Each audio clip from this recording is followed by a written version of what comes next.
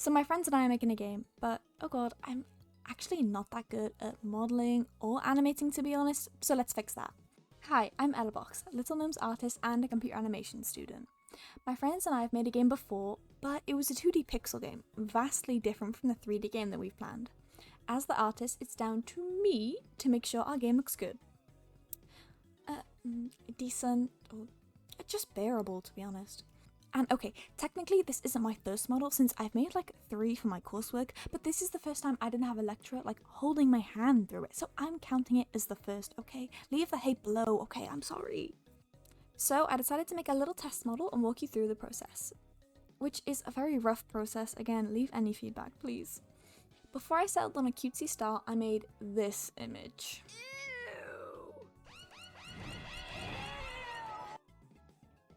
But the neck looked weird and his stubby little arms were too short and there were just too many details. Plus, I wanted to keep this test run brief and not make such a complex model, so I started over. Firstly, I've recently been playing Cult of the Lamb and fell in love with the idea of a cutesy small cape-wearing protagonist, so I decided to model a character with those values. Firstly, I jumped right into a model sheet. I chose like a cat wizard, I guess, and only once I was nearly finished with the model did I realise how it's basically the one-shot protagonist, but we don't need to talk about that. I made a front and a right view for the model sheet since it's only a quick test run and I didn't want to add too many details, so I just kept it plain and simple. I then brought the model sheet into Maya using an image plane on the front and right view.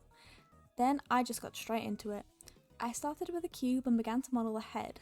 I also wanted to keep this model relatively low poly since I'm not making a AAA game.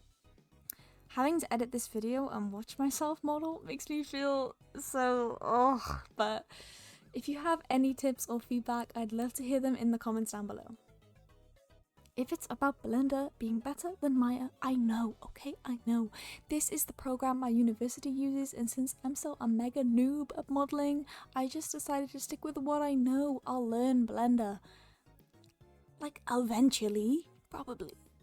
I started with the head since I was most excited about it. I was really pleased with my model sheet and I wanted to take over what I just learnt from my first year at university into this project. Practice makes perfect and I want perfect. Or, like, I'd settle for just better, really.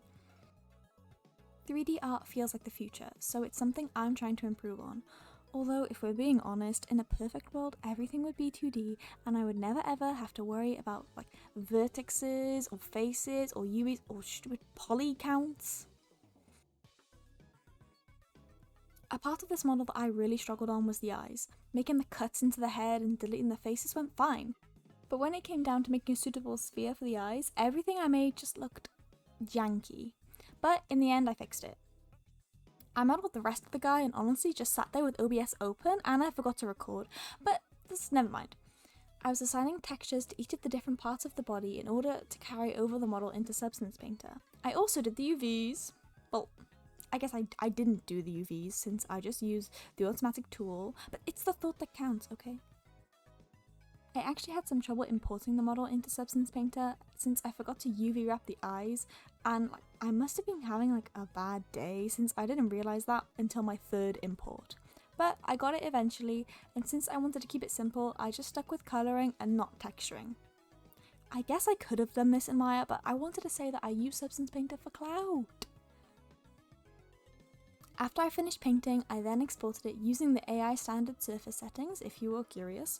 I brought the textures into Maya and assigned them to their respective parts. And then I had the bright idea of, hey, I should try rigging and animating. Who did I think I was?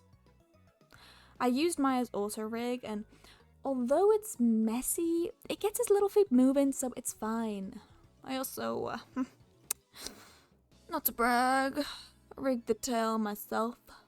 Yeah, you'll see me at Rockstar in a few weeks. But you said you knew Spanish. Senor, por favor. I then tried animating and gave up about 30 minutes later since I was just too lazy to look at a walk cycle reference, but here, have his tail and hat swishing is my compensation. Thanks for watching my scuffed modelling process. I'm actually pretty proud of how we came out. I did this over the course of 2 days, so I was proud of how quickly I did it. That's kind of my overall goal, to just be better and faster at modelling and maybe someday animation, but let's not get ahead of ourselves. Make sure to subscribe. Oh my gosh.